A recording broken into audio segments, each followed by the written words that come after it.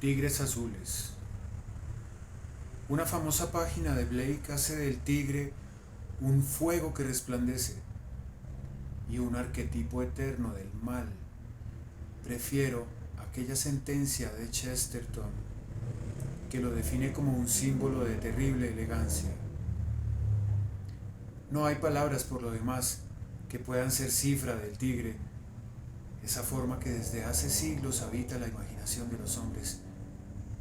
Siempre me atrajo el tigre. Sé que me demoraba de niño ante cierta jaula del zoológico, nada me importaban las otras. Juzgaba a las enciclopedias y a los textos de historia natural por los grabados de los tigres. Cuando me fueron revelados los Jungle Books, me desagradó que Shere Khan, el tigre, fuera el enemigo del héroe. A lo largo del tiempo ese curioso amor no me abandonó, sobrevivió a mi paradójica voluntad de ser cazador y a las comunes vicisitudes humanas. Hasta hace poco, la fecha me parece lejana, pero en realidad no lo es. Convivió de un modo tranquilo con mis habituales tareas de la Universidad de Lahore. Soy profesor de lógica occidental y curioso de la oriental, y consagro mis domingos a un seminario sobre la obra de Spinoza. Debo agregar que soy escocés. ¿Acaso el amor de los tigres fue el que me trajo de Aberdeen al Punjab? El curso de mi vida ha sido común, pero en los sueños siempre vi tigres. Ahora los pueblan otras formas.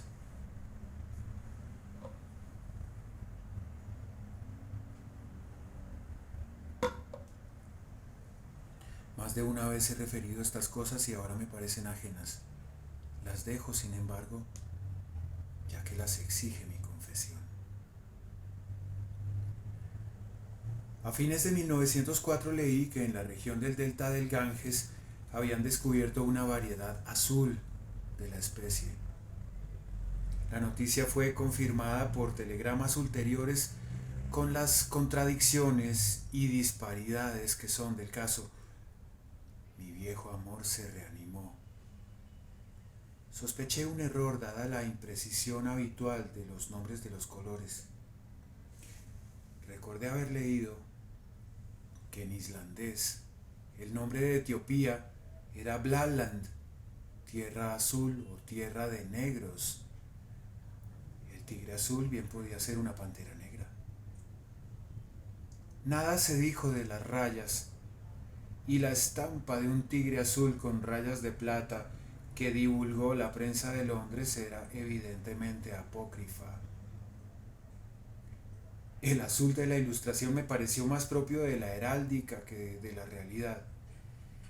En un sueño vi tigres de un azul que no había visto nunca y para el cual no hallé la palabra justa. Sé que era casi negro, pero esa circunstancia no basta para imaginar el matiz. Meses después, un colega me dijo que en cierta aldea muy distante del Ganges había oído hablar de tigres azules. El dato no dejó de sorprenderme porque sé que en esa región son escasos los tigres. Nuevamente soñé con el tigre azul, que al andar proyectaba su larga sombra sobre un suelo arenoso. Aproveché las vacaciones para emprender el viaje a esa aldea, de cuyo nombre, por razones que luego aclararé, no quiero acordarme. Arribé ya terminada la estación de las lluvias. La aldea estaba agazapada al pie de un cerro que me pareció más ancho que alto, y la cercaba y amenazaba la jungla, que era de un color pardo.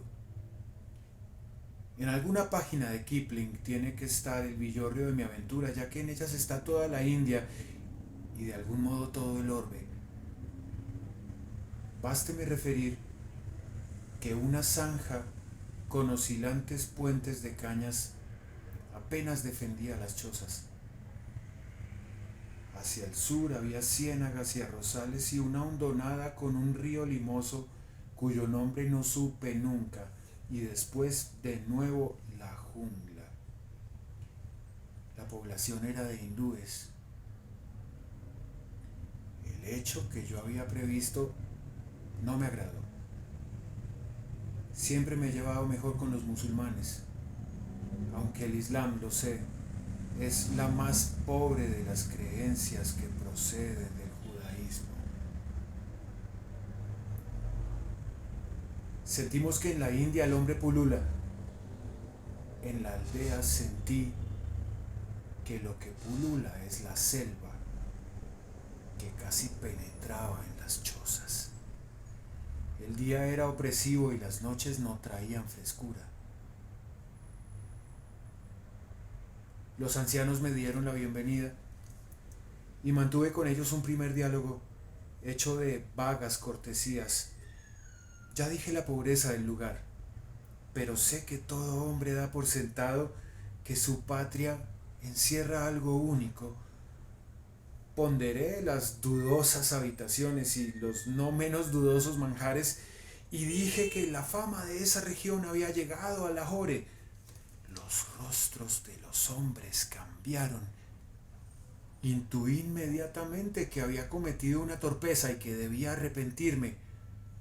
Los sentí poseedores de un secreto que no compartirían con un extraño. ¿Acaso veneraban al tigre azul y le profesaban un culto que mis temerarias palabras habrían profanado? Esperé a la mañana del otro día. Consumido el arroz y bebido el té, abordé mi tema. Pese a la víspera, no pude entender lo que sucedió. Todos me miraron con estupor y casi con espanto, pero cuando les dije que mi propósito era apresar a la fiera de la curiosa piel, me oyeron con alivio. Alguno dijo que lo había divisado en el lindero de la jungla. En mitad de la noche me despertaron. Un muchacho me dijo que una cabra se había escapado del redil y que yendo a buscarla había divisado al tigre azul en la otra margen del río.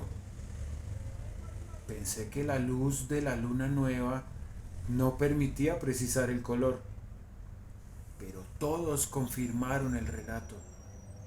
Y alguno, que antes había guardado silencio, dijo que también lo había visto. Salimos con los rifles y vi, o creí ver, una sombra felina que se perdía en la tiniebla de la jungla. No dieron con la cabra, pero la fiera que la había llevado bien podía no ser mi tigre azul. Me indicaron con énfasis unos rastros que, desde luego, nada probaban. Al cabo de las noches comprendí que esas falsas alarmas constituían una rutina. Como Daniel Defoe, los hombres del lugar eran diestros en la invención de rasgos circunstanciales.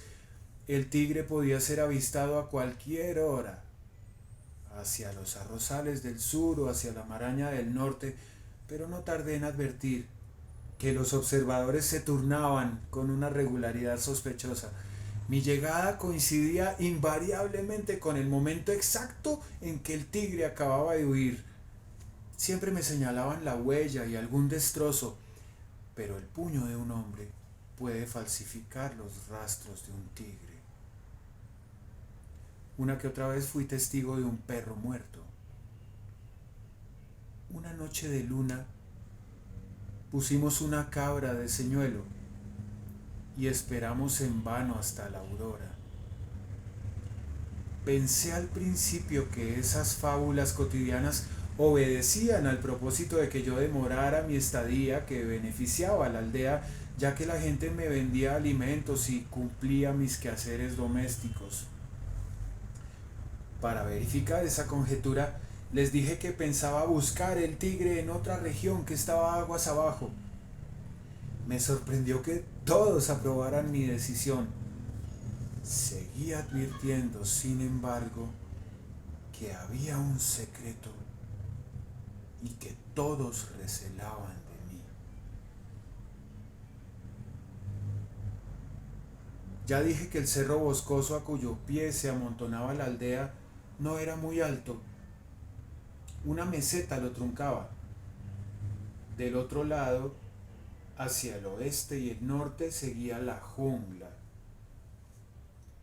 Ya que la pendiente no era muy áspera, les propuse una tarde escalar el cerro. Mis sencillas palabras los consternaron. Uno exclamó que la ladera era muy escarpada. El más anciano dijo con gravedad que mi propósito era de ejecución imposible. La cumbre era sagrada y estaba vedada a los hombres por obstáculos mágicos. Quienes la hollaban con pies mortales corrían el albur de ver la divinidad y de quedar locos o ciegos. No insistí, pero esa noche cuando todos dormían me escurrí de la choza sin hacer ruido y subí la fácil pendiente. No había camino y la maleza me demoró. La luna estaba en el horizonte. Me fijé con singular atención en todas las cosas, como si presintiera que aquel día iba a ser importante, quizá el más importante de mis días. Recuerdo aún los tonos oscuros, a veces casi negros, de la hojarasca. Clareaba, y en el ámbito de las selvas no cantó un solo pájaro.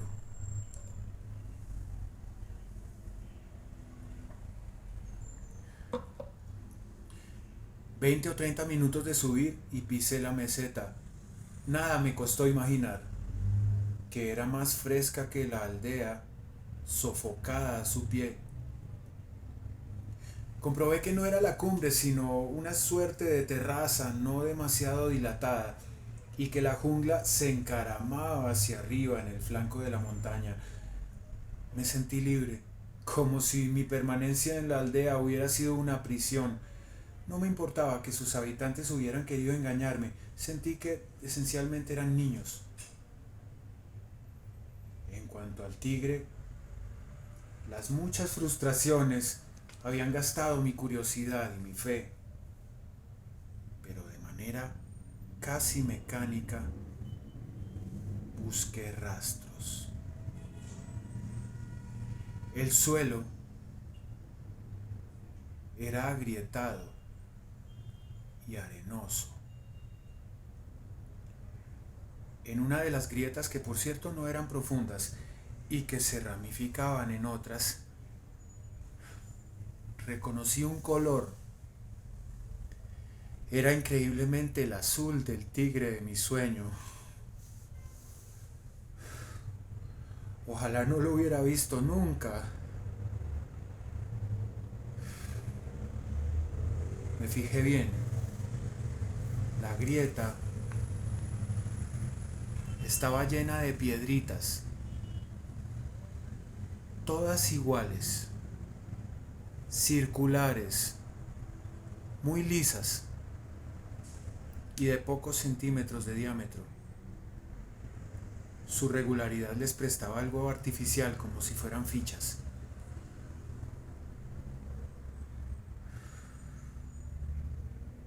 Me incliné, puse la mano en la grieta y saqué unas cuantas. Sentí un levísimo temblor. Guardé el puñado en el bolsillo derecho, en el que había una tijerita y una carta de Allahabad. Estos dos objetos casuales tienen su lugar en mi historia. Ya en la choza me quité la chaqueta, me tendí en la cama y volví a soñar con el tigre. En el sueño observé el color. era el del tigre ya soñado y el de las piedritas de la meseta. Me despertó el sol alto en la cara. Me levanté. La tijera y la carta me estorbaban para sacar los discos. Saqué un primer puñado y sentí que aún quedaban 2 o 3. Una suerte de cosquilleo, una muy leve agitación, dio calor a mi mano. Al abrirla vi que los discos eran 30 o 40. Yo hubiera jurado que no pasaban de 10. Los dejé sobre la mesa y busqué los otros. No precisé contarlos para verificar que se habían multiplicado. Los junté en un solo montón y traté de contarlos uno por uno.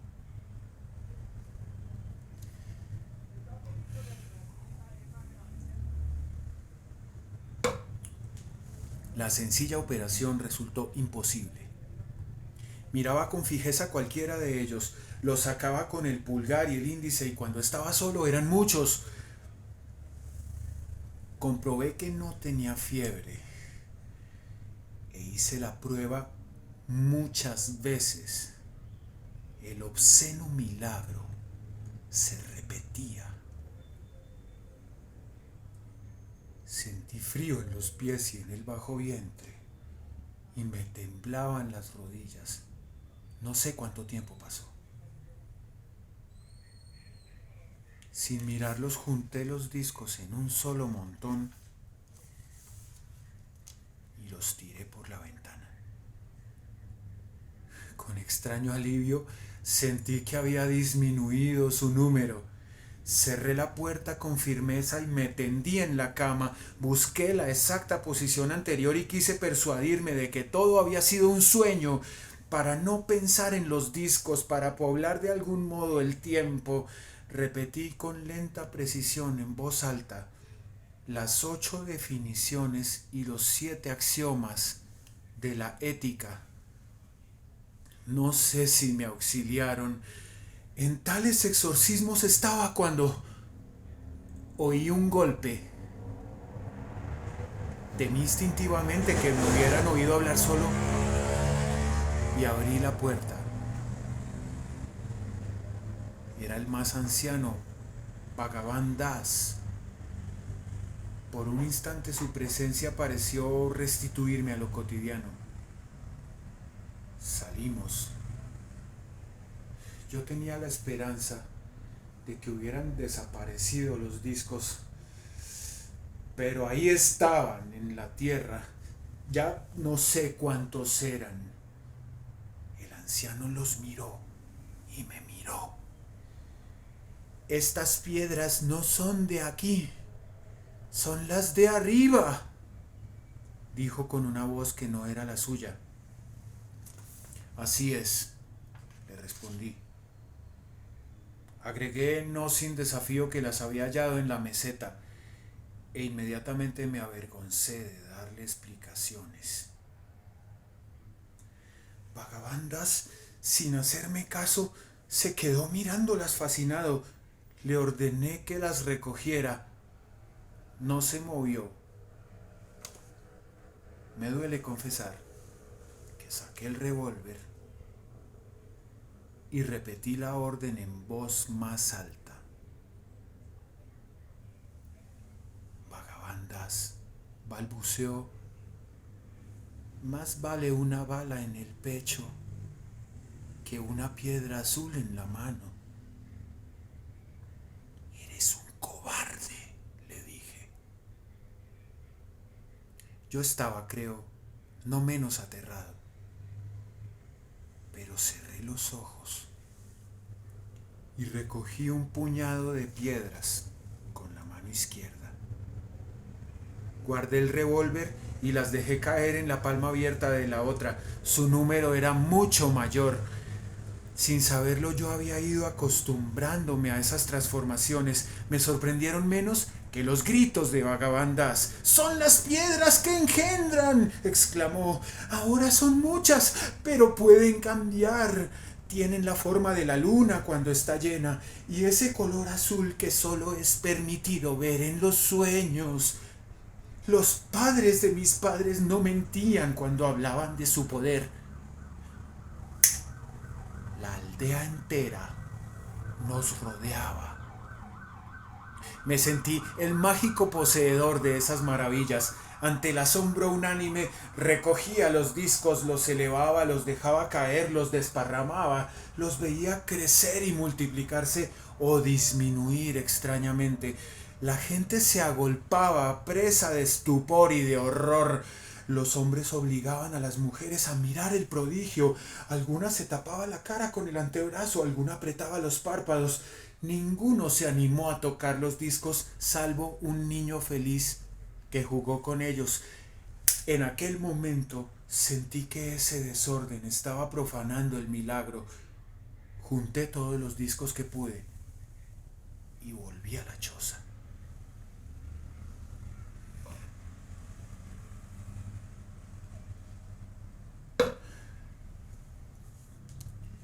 Quizá he tratado de olvidar el resto de aquel día, que fue el primero de una serie desventurada que no ha cesado aún. Lo cierto es que no lo recuerdo.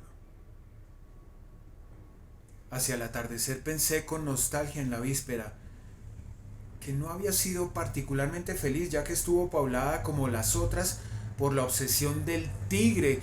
Quise ampararme en esa imagen, antes armada de poder y ahora baladí. El tigre azul me pareció no menos inocuo que el cisne negro del romano, que se descubrió después en Australia.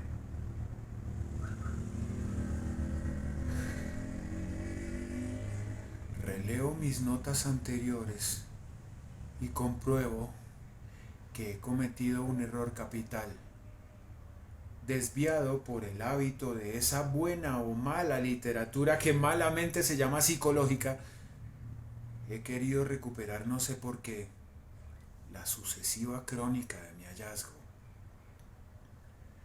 Más me hubiera valido insistir en la monstruosa índole de los discos. Si me dijeran que hay unicornios en la luna, yo aprobaría o rechazaría ese informe, o suspendería mi juicio, pero podría imaginarlos. En cambio, si me dijeran que en la luna 6 o 7 unicornios pueden ser 3, yo afirmaría de antemano que el hecho era imposible. Quien ha entendido que 3 y 1 son 4 no hace la prueba con monedas, con dados, con piezas de ajedrez o con lápices, lo entiende y basta. No puede concebir otra cifra. Hay matemáticos que afirman que 3 y 1 es una tautología de 4, una manera diferente de decir 4. A mí, Alexander Craigie, me había tocado en suerte descubrir entre todos los hombres de la Tierra los únicos objetos que contradicen esa ley esencial de la mente humana. Al principio yo había sufrido el temor de estar loco. Con el tiempo creo que hubiera preferido estar loco, ya que mi alucinación personal importaría menos que la prueba de que en el universo cabe el desorden.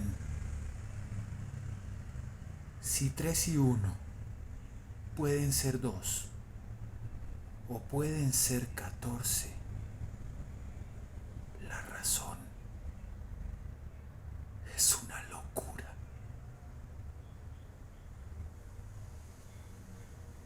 En aquel tiempo contraje el hábito de soñar con las piedras. La circunstancia de que el sueño no volviera todas las noches me concedía un resquicio de esperanza que no tardaba en convertirse en terror. El sueño era más o menos el mismo. El principio anunciaba el temido fin. Una baranda y unos escalones de hierro que bajaban en espiral y luego un sótano, un sistema de sótanos que se ahondaban en otras escaleras cortadas casi a pico, en herrerías, en cerrajerías, en calabozos y en pantanos.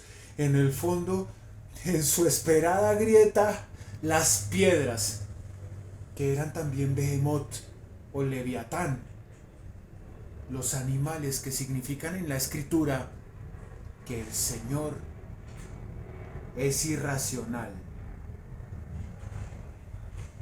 Yo me despertaba temblando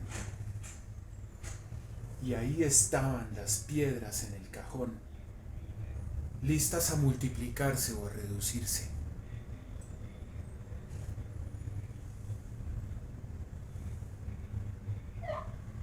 La gente era distinta conmigo. Algo de la divinidad de los discos que ellos apodaban tigres azules me había tocado, pero asimismo me sabían culpable de haber profanado la cumbre. En cualquier instante de la noche, en cualquier instante del día, podían castigarme los dioses. No se atrevieron a atacarme o a condenar mi acto, pero noté que todos eran ahora peligrosamente serviles. No volví a ver al niño que había jugado con los discos. Temí que me esperara el veneno o un puñal en la espalda. Una mañana antes del alba me evadí de la aldea. Sentí que la población entera me espiaba y que mi fuga fue un alivio. Nadie desde aquella primera mañana había querido ver las piedras. Volví a Lahore. En mi bolsillo estaba el puñado de discos. El ámbito familiar de mis libros no me trajo el alivio que yo buscaba. Sentí que en el planeta persistían la aborrecida aldea y la jungla y el declive espinoso con la meseta, y en la meseta las pequeñas grietas, y en las grietas las piedras. Mis sueños confundían y multiplicaban esas cosas dispares. La aldea era las piedras, la jungla era la ciénaga y la ciénaga era la jungla. Rehuí la compañía de mis amigos, temí ceder a la tentación de mostrarles ese milagro atroz que socavaba la ciencia de los hombres.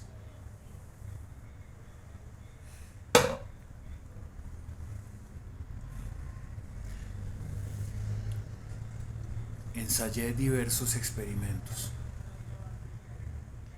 Hice una incisión en forma de cruz en uno de los discos.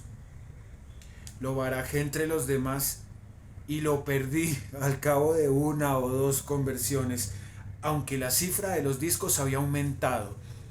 Hice una prueba análoga con un disco al que había cercenado con una lima un arco de círculo. Este asimismo se perdió.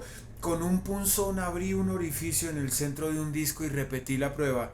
Lo perdí para siempre. Al otro día regresó de su estadía en la nada el disco de la cruz. Qué misterioso espacio era ese, que absorbía las piedras y devolvía con el tiempo una que otra, obedeciendo a leyes inescrutables o a un arbitrio inhumano. El mismo anhelo de orden que en el principio creó las matemáticas hizo que yo buscara un orden en esa aberración de las matemáticas que son las insensatas piedras que engendran. En sus imprevisibles variaciones quise hallar una ley. Consagré los días y las noches a fijar una estadística de los cambios. De esa etapa conservo unos cuadernos, cargados vanamente de cifras. Mi procedimiento era este: contaba con los ojos las piezas y anotaba la cifra. Luego las dividía en 2 puñados que arrojaba sobre la mesa. Contaba las 2 cifras Las anotaba y repetía la operación. Inútil fue la búsqueda de un orden, de un dibujo secreto en las rotaciones. El máximo de piezas que logré fue de 419, el mínimo 3. Hubo un momento en que esperé o temí que desaparecieran. Al poco de ensayar comprobé que un disco aislado de los otros no podía multiplicarse o desaparecer. Naturalmente las 4 operaciones de sumar, restar, multiplicar o dividir eran imposibles. Las piedras se negaban a la aritmética y al cálculo de probabilidades.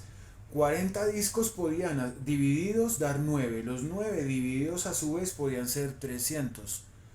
No sé cuánto pesaban. No recurrí a una balanza, pero estoy seguro de que su peso era constante y leve. El color era siempre aquel azul. Estas operaciones me ayudaron a salvarme de la locura. Al manejar las piedras que destruyen la ciencia matemática, pensé más de una vez en aquellas piedras del griego que fueron los primeros guarismos y que han legado a tantos idiomas la palabra cálculo.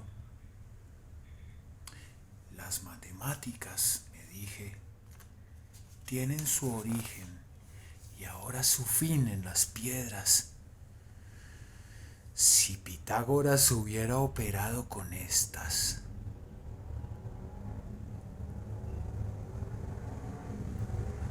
Al término de un mes comprendí que el caos era inextricable. Ahí estaban indómitos los discos y la perpetua tentación de tocarlos, de volver a sentir el cosquilleo, de arrojarlos, de verlos aumentar o de crecer y de fijarme en pares o impares. Llegué a temer que contaminaran las cosas y particularmente los dedos que insistían en manejarlos.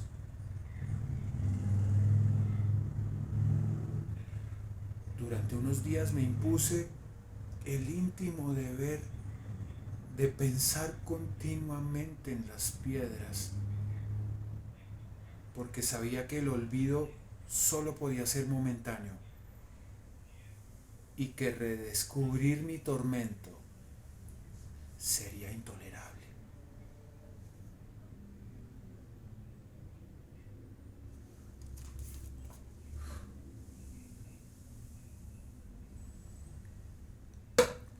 No dormí la noche del 10 de febrero. Al cabo de una caminata que me llevó hasta el alba, traspuse los portales de la mezquita de Basil Khan. Era la hora en que la luz no ha revelado aún los colores. No había un alma en el patio. Sin saber por qué, hundí las manos en el agua de la cisterna. Ya en el recinto pensé que Dios y Alá son 2 nombres de un solo ser inconcebible. Y le pedí en voz alta que me librara de mi carga. Inmóvil, aguardé una contestación. No oí los pasos, pero una voz cercana me dijo: he venido.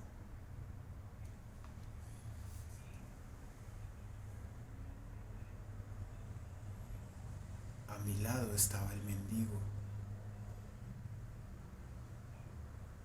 Descifré en el crepúsculo el turbante, los ojos apagados, la piel cetrina y la barba gris. No era muy alto. Me tendió la mano y me dijo, siempre en voz baja: una limosna, protector de los pobres. Busqué y le respondí, no tengo una sola moneda. Tienes muchas, fue la contestación.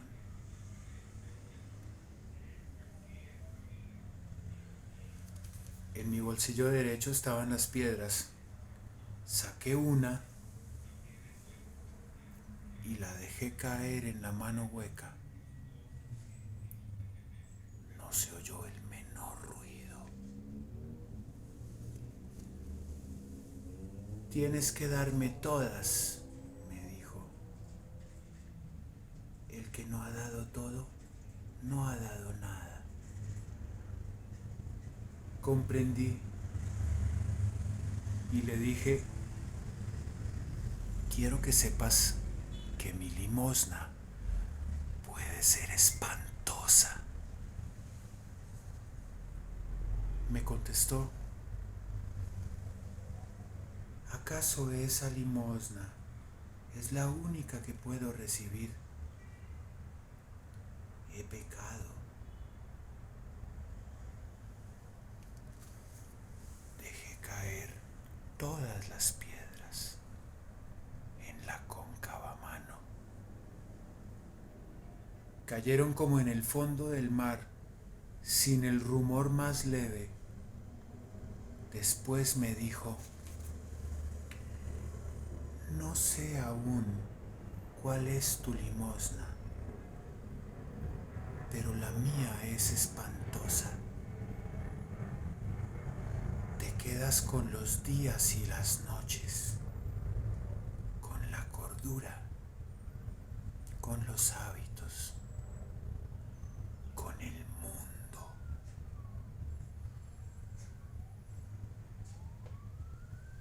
No oí los pasos del mendigo, ni lo vi perderse